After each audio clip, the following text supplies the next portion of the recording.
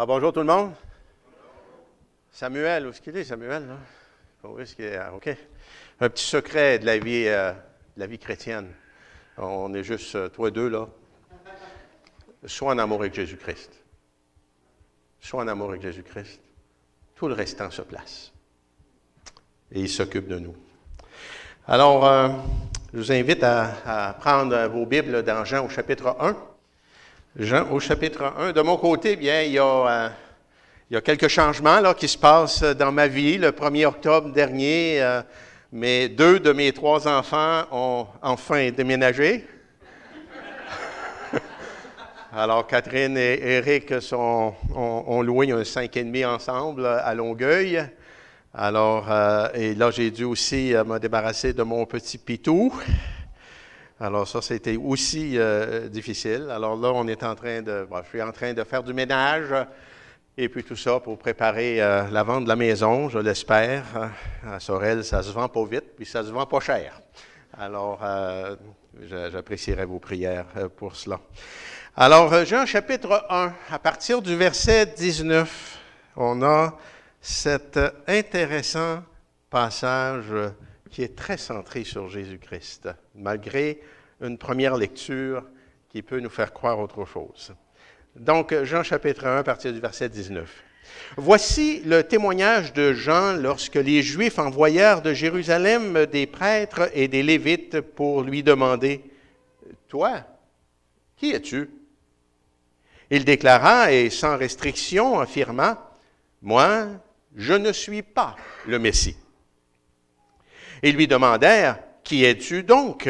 Es-tu Élie? » Il dit « Je ne le suis pas. » « Es-tu le prophète? » Et il répondit « Non. » Ils lui dirent alors « Qui es-tu?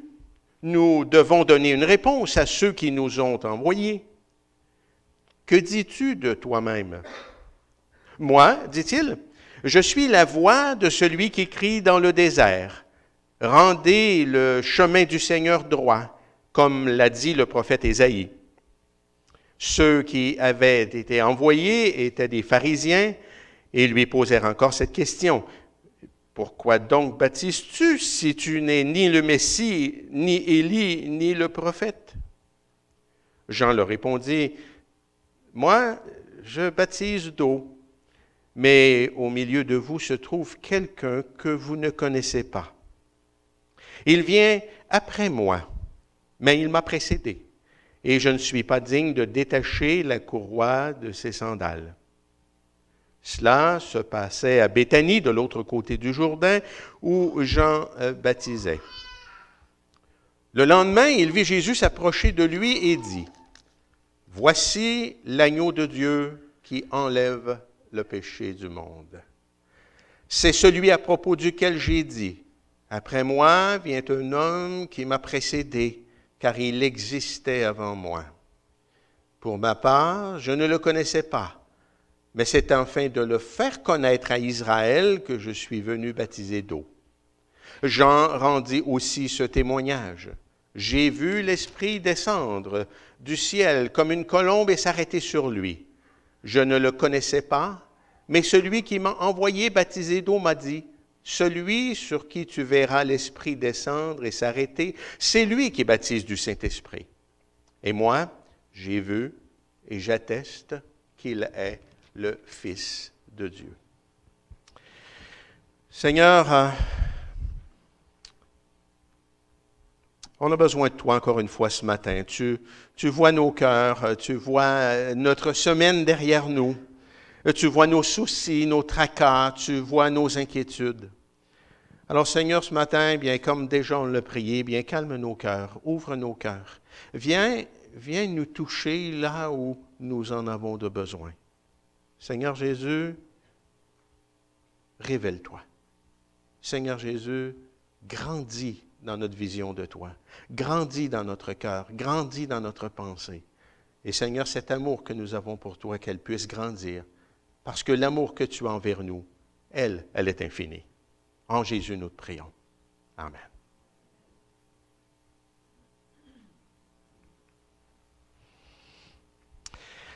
Un général de l'armée perse plaçait toujours devant ses prisonniers condamnés à mort, un choix. Chaque fois, il leur disait, le peloton d'exécution ou la porte noire. On n'informait pas le condamné de ce qui se trouvait derrière la porte noire. Très peu de prisonniers choisissaient l'inconnu que cachait la porte noire. Tout ce que l'on savait, c'est qu'aucun de ceux qui avaient fait ce choix ne revenait. La très grande majorité des prisonniers arrêtaient leur choix sur le peloton d'exécution. En rapport à ce texte qui est devant nous, nous aussi, nous avons un choix à faire. Nous avons le choix de choisir de croire au témoignage de Jean ou le rejeter. Jean, au chapitre 1, verset 33, nous dit « Je ne le connaissais pas, mais celui qui m'a envoyé baptiser d'eau m'a dit « Celui sur qui tu verras l'Esprit descendre et s'arrêter, c'est lui qui baptise du Saint-Esprit. » Jean nous dit simplement que le témoignage qu'il rend à Jésus n'est pas fondé sur la connaissance humaine, mais sur ce que Dieu lui a ordonné de dire concernant Jésus. Bien sûr, personne ne vous oblige à croire à ce témoignage. Mais si vous êtes dans l'erreur, vous risquez de passer à côté de celui qui est le chemin, la vérité et la vie. Le témoignage de Jean nous invite à choisir sur la base de la compréhension et non sur celle de l'ignorance. Éléonore Roosevelt a un jour dit « La philosophie d'une personne ne s'exprime pas seulement avec des mots, mais aussi dans les choix qu'elle fait. À long terme, ces choix façonnent sa vie, façonnent sa personne entière.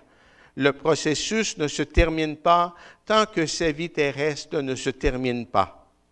Les choix que chacun fait sont entièrement leur responsabilité. » J'ajouterais à cela que certains des choix que nous faisons de notre vivant ont un impact sur l'éternité. Afin de connaître que Jean dit la vérité, nous allons écouter attentivement ce qu'il a à nous dire.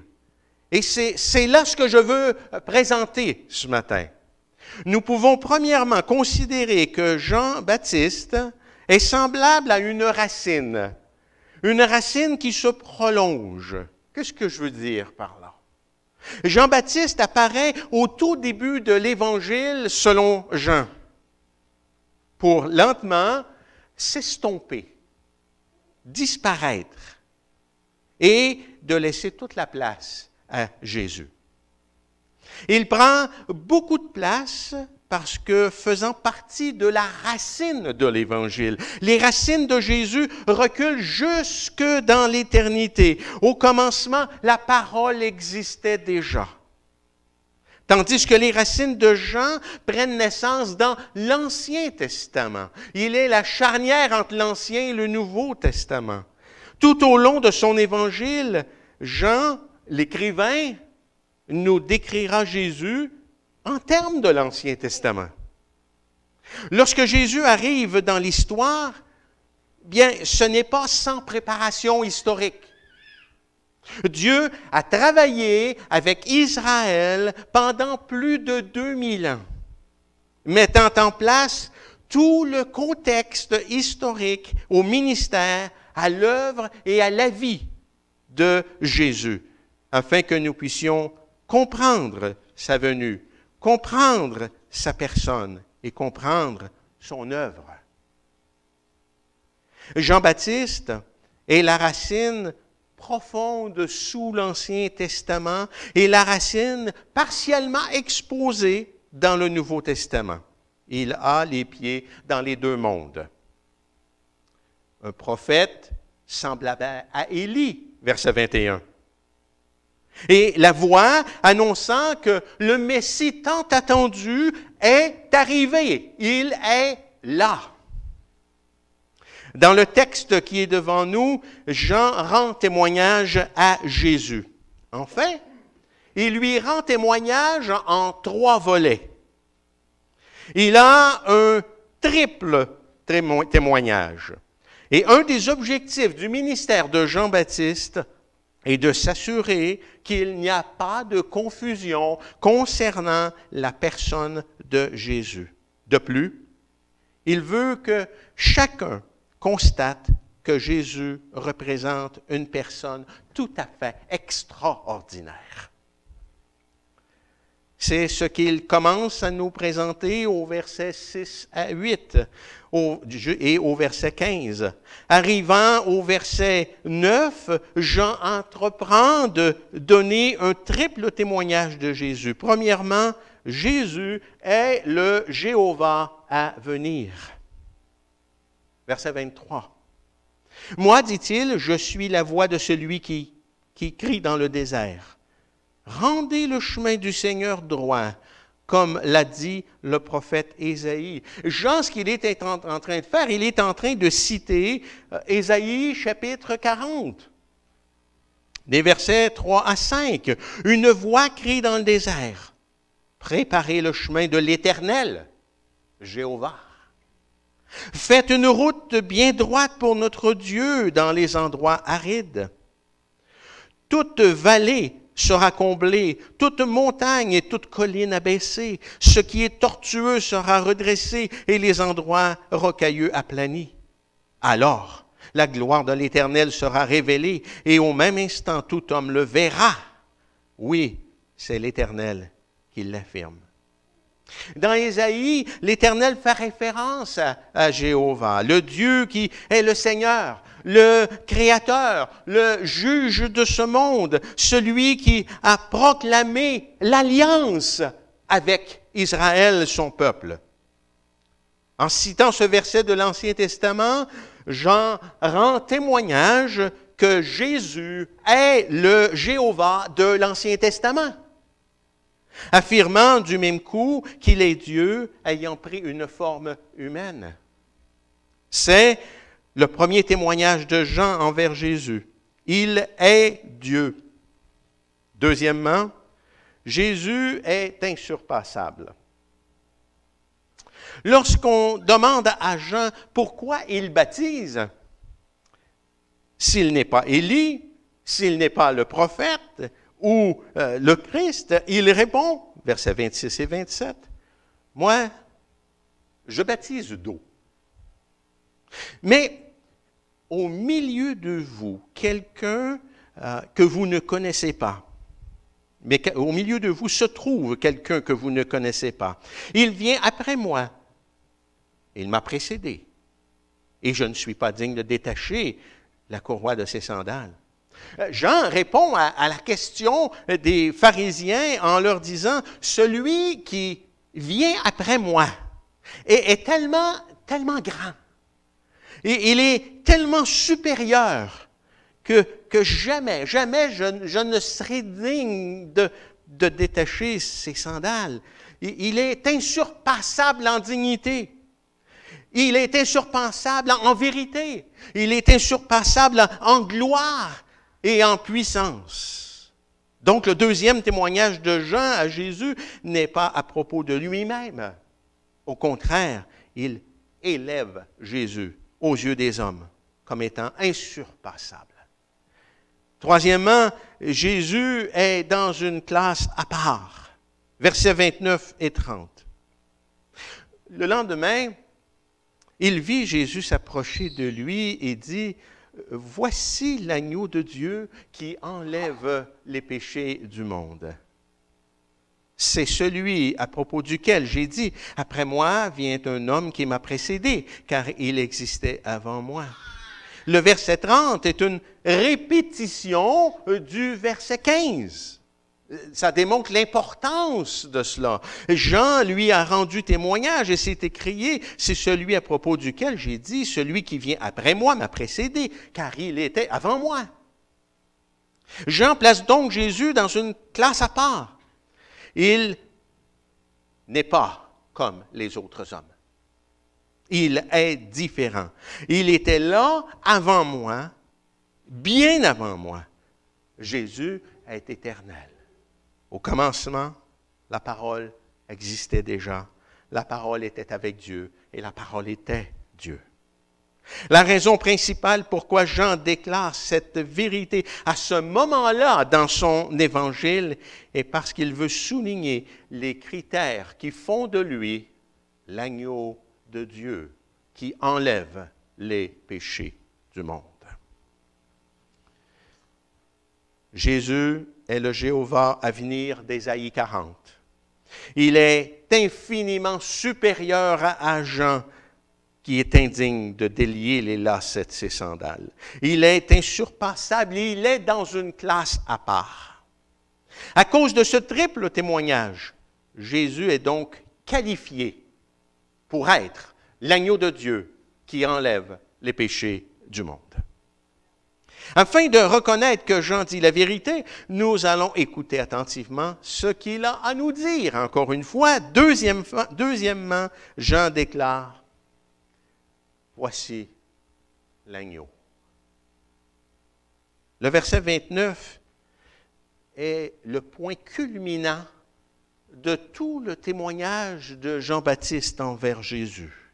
« Voici l'agneau de Dieu qui enlève les péchés du monde. » Il répète la même affirmation au verset 35 et 36. Le lendemain, Jean était encore là avec 2 de ses disciples. Il vit Jésus passer et dit, « Voici l'agneau de Dieu. » Ce témoignage de Jean lui a valu de perdre 2 de ses disciples au profit de Jésus.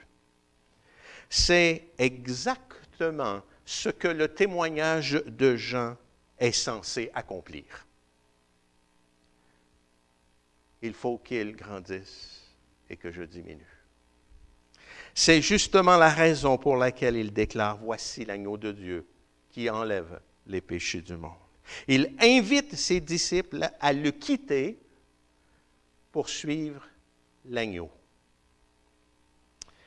Tout le témoignage de l'évangéliste tourne autour de cette magnifique déclaration. Jésus est l'agneau de Dieu. Il est le Jéhovah d'Ésaïe 40. Il est si grand que Jean-Baptiste est indigne de délier ses souliers. Il est dans une classe à part. Maintenant, pour pouvoir enlever les péchés du monde, Jésus devait être, premièrement, parfaitement humain.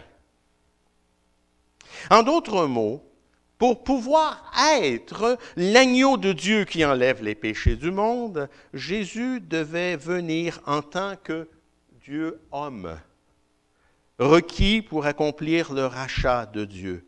Jésus devait être un homme. Verset 14, « Et la parole s'est faite homme. Elle a habité parmi nous, pleine de grâce et de vérité, et nous avons contemplé sa gloire, une gloire comme celle du Fils unique venu du Père. » L'humanité de Jésus représente une condition essentielle pour le salut de l'être humain. Lorsque Jean a écrit sa première lettre, il l'a exprimé de la façon suivante, dans 1 Jean, chapitre 3, verset 5. « Or, vous le savez, Jésus est apparu pour enlever nos péchés, et il n'y a pas de péché en lui. Il est venu comme un être humain, mais il n'a jamais péché. Il fallait qu'il soit un humain qui ne pêche jamais pour pouvoir accomplir le sacrifice de l'agneau. » Donc, Jean rend témoignage à la parfaite humanité de Jésus. Deuxièmement, un sacrifice parfait.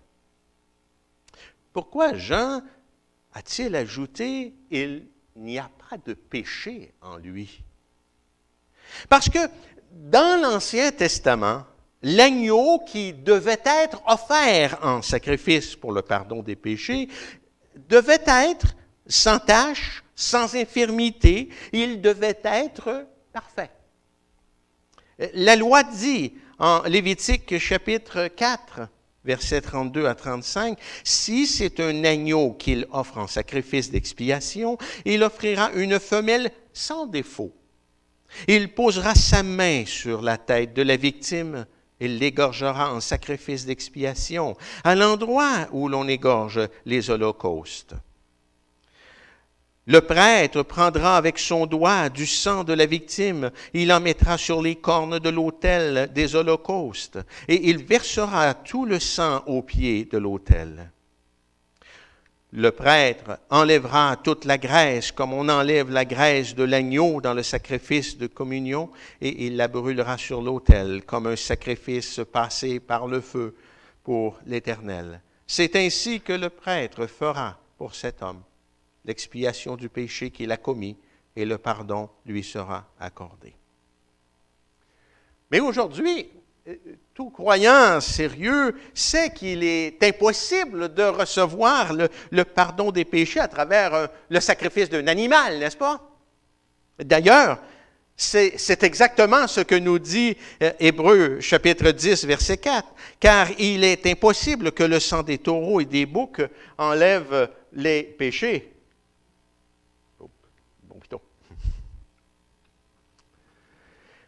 Tout le système des sacrifices de l'Ancien Testament pointait vers l'avenir, pointait vers un sacrifice final, un sacrifice qui serait parfaitement efficace pour enlever le péché du monde. Jean nous dit ici que c'est accompli. Il dit à ses contemporains que cette parole est accomplie, ou sur le point de l'être. Le Père envoie dans le monde son agneau parfait, l'agneau de Dieu qui enlève les péchés du monde. Pour pouvoir enlever les péchés du monde, Jésus devait premièrement être parfaitement humain, être le sacrifice parfait, et troisièmement, être sans péché. Lorsque Pierre, un témoin oculaire du sacrifice de Jésus, a exprimé sa compréhension de l'œuvre de Jésus, il l'a exposé ainsi dans 1 Pierre chapitre 1, versets 18 et 19. Il dit, inspiré par le Saint-Esprit, « Vous le savez en effet, ce n'est pas par des choses corruptibles, comme l'argent ou l'or, que vous avez été rachetés de la manière de vivre dépourvue de sens que vous avez transmis vos ancêtres, mais par le sang précieux de Christ qui s'est sacrifié comme un agneau sans défaut et sans tache. » Voyez-vous comment que l'Écriture se tient ensemble? Comment Jésus peut-il être sans péché? Tout être humain a hérité de la nature pécheresse. Alors s'il est homme, comment se fait-il qu'il est sans péché? Le péché était transmis depuis Adam. Paul nous le confirme d'ailleurs en Romains 5, 12, en disant « C'est pourquoi de même, comme par un seul homme le péché est entré dans le monde, et par le péché la mort, de même la mort a atteint tous les hommes, parce que tous ont péché. Donc, tout homme né dans ce monde est un pécheur, et un pécheur ne peut pas enlever le péché d'un pécheur. Donc, Jésus doit être sans péché pour être en mesure d'ôter, d'enlever, d'effacer le péché chez le pécheur. N'est-ce pas de cette façon que la Bible nous présente Jésus?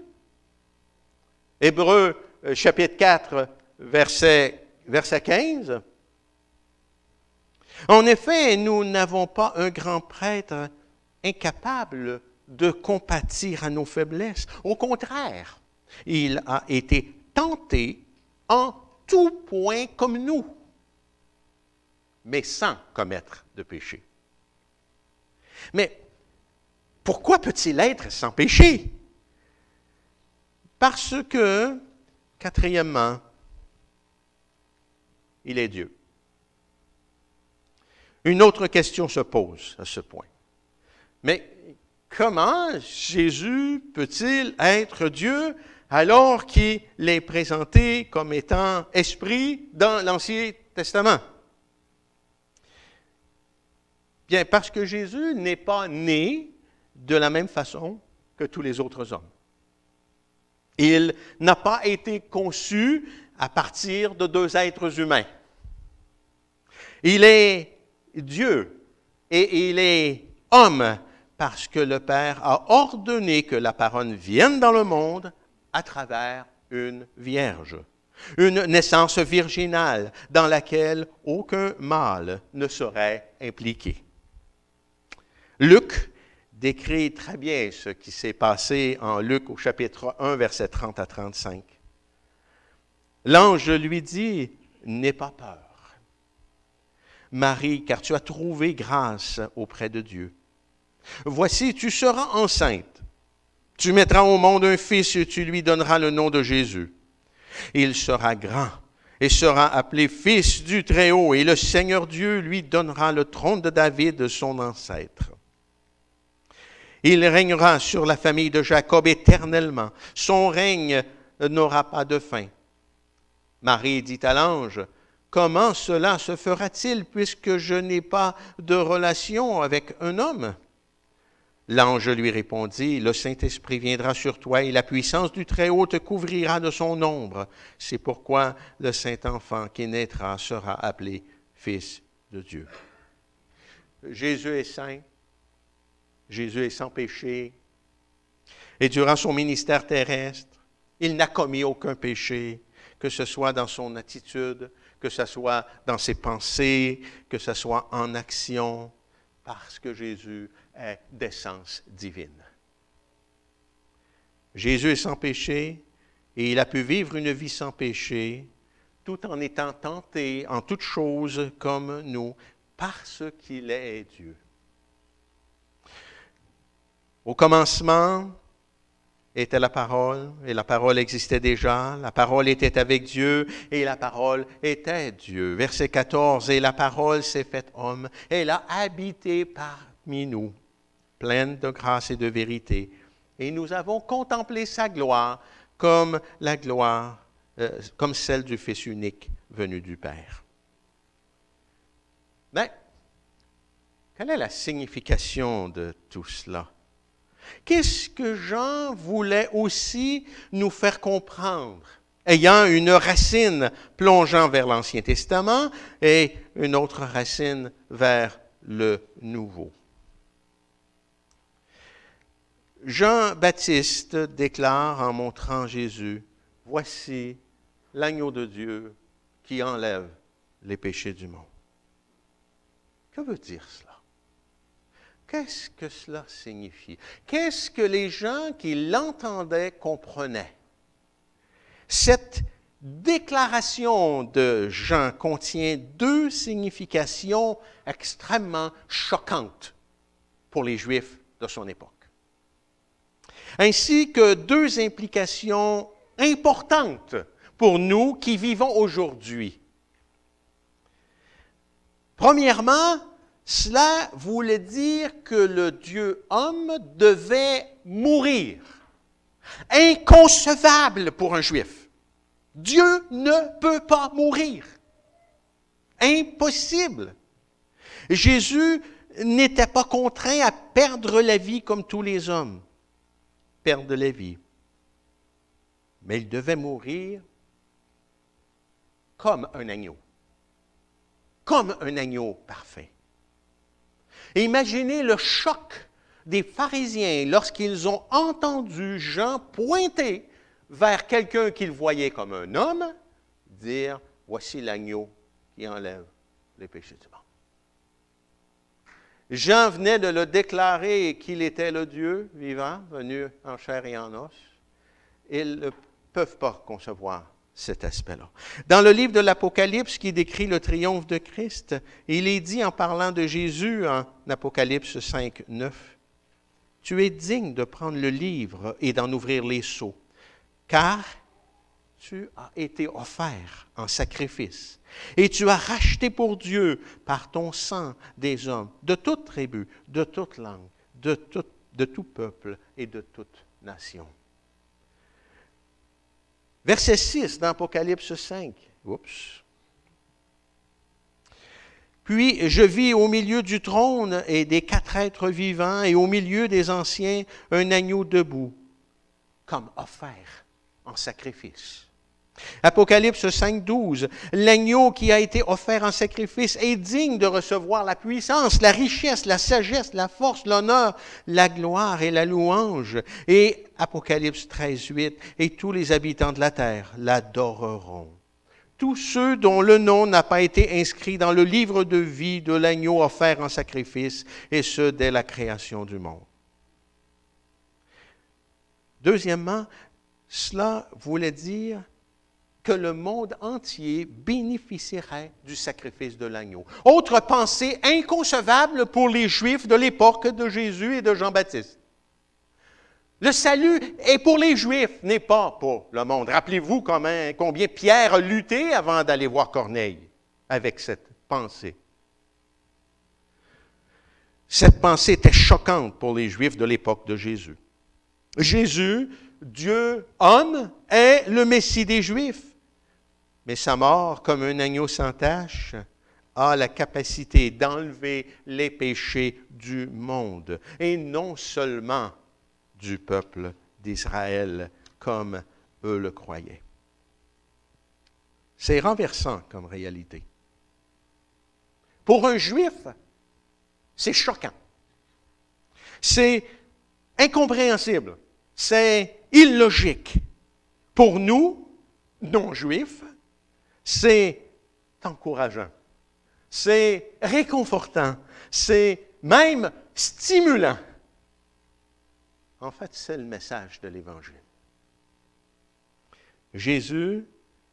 Jean a appelé Jésus l'agneau de Dieu, parce qu'il devait donner sa vie comme un agneau. C'est la raison pourquoi le Père l'a envoyé. C'est la raison pourquoi le Fils est venu. C'est la raison pour laquelle la parole s'est faite homme.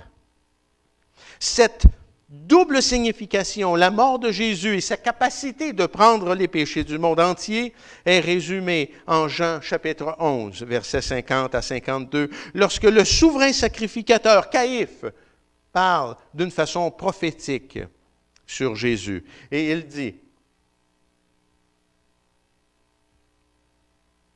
voilà,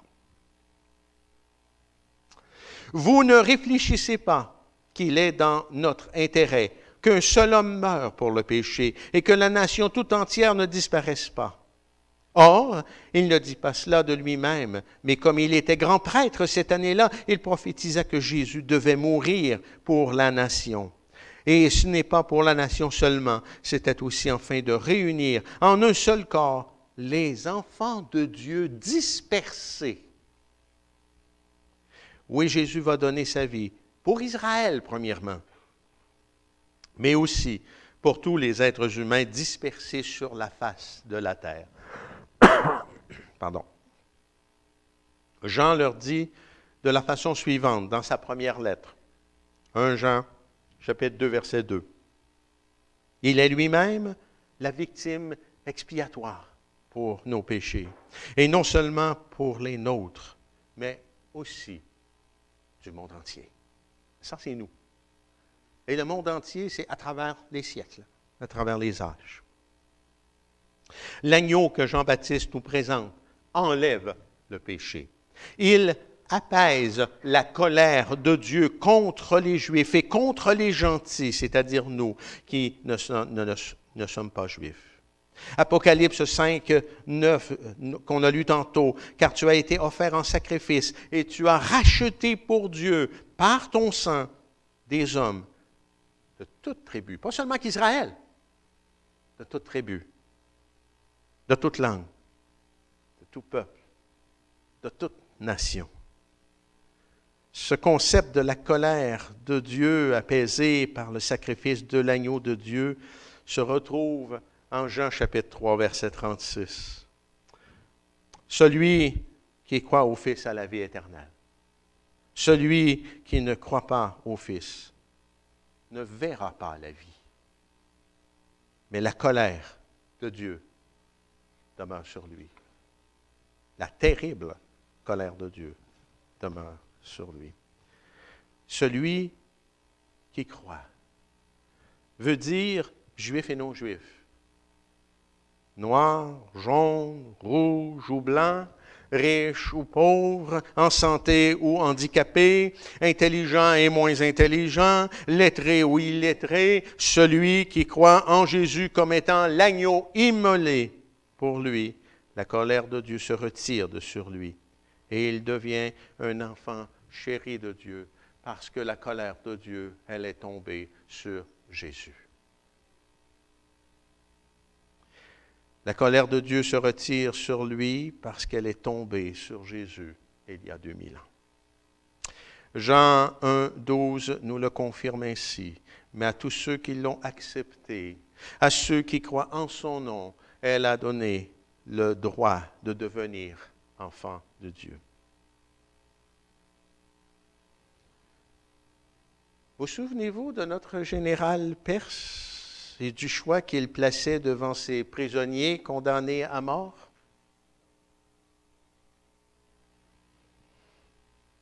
Le peloton d'exécution ou la porte noire? Après la guerre, quelqu'un lui demanda, « Général, qu'y avait-il derrière la porte noire? » Le général répondit, « La liberté. » Et peu ont choisi cette voie, n'ayant pas suffisamment de courage pour faire ce choix. Face à ce texte, nous avons un choix à faire. Nous avons à choisir de croire au témoignage de Jean concernant Jésus ou le rejeter. Chaque personne ici présente ce matin, ou celle qui entend ce message via un autre moyen de diffusion, est un individu pécheur qui mérite la colère de Dieu. Il n'existe qu'un seul moyen pour que vos péchés et les miens soient effacés et pour obtenir la faveur de Dieu à votre égard. Les religions de ce monde essaient de gagner la faveur de Dieu par leur propre force. La faveur de Dieu, elle est en Jésus-Christ. Lorsqu'on donne notre vie à Jésus-Christ, lorsqu'on choisit de l'aimer coûte que coûte, de le suivre, peu importe les circonstances, nous avons déjà la faveur de Dieu. Nous n'avons plus à faire quoi que ce soit pour gagner la faveur de Dieu. Nous l'avons si nous avons donné notre vie à Jésus-Christ. Ce moyen, ce ne sont pas des œuvres toujours plus grandes qu'on pourrait faire, même au nom de Dieu. Et ce n'est pas la purification à travers des rites religieux de toutes sortes. Le salut se trouve dans une personne qui est devenue l'agneau de Dieu. Le seul chemin pour aller vers le Père, pour recevoir le pardon des péchés et le cadeau de la vie nouvelle, c'est l'agneau de Dieu qui enlève les péchés du monde, que nous présente Jean-Baptiste, c'est-à-dire Jésus-Christ, le Fils du Dieu vivant, Dieu et homme. C'est Jésus qui déclare en Jean 8, 24, « C'est pourquoi je vous ai dit que vous mourrez dans vos péchés. En effet, si vous ne croyez pas que moi, je suis, vous mourrez dans vos péchés. » Il parle aux pharisiens.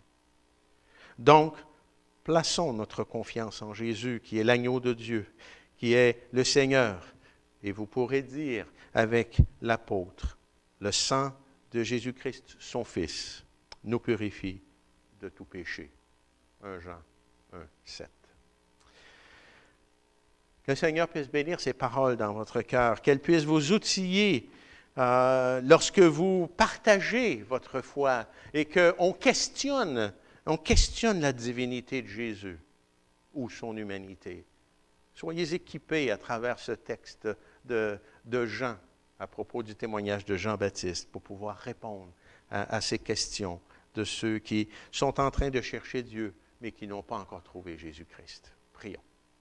Seigneur notre Dieu, encore une fois, à travers ta parole, à travers toutes sortes de détails Tu nous montres combien tu es grand, mais combien aussi tu es compatissant, combien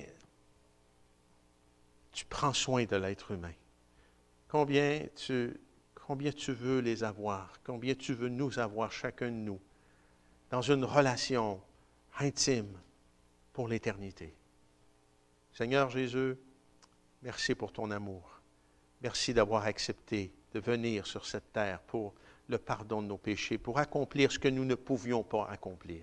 Et Seigneur, permets-nous, s'il te plaît, que nous puissions t'aimer et t'aimer de plus en plus à chaque jour. Simplement t'aimer. Et en étant en amour avec Jésus, bien, on n'aura pas de difficulté à te parler. On n'aura pas de difficulté à être là où tu es. On n'aura pas de difficulté à t'obéir et puis à aller vers ceux et aux endroits où tu veux nous envoyer. Alors, Seigneur, fais grandir cet amour en nous et enlève tout acte de religion de nos vies. On te le demande. Pour la gloire de ton nom, Seigneur Jésus. Amen.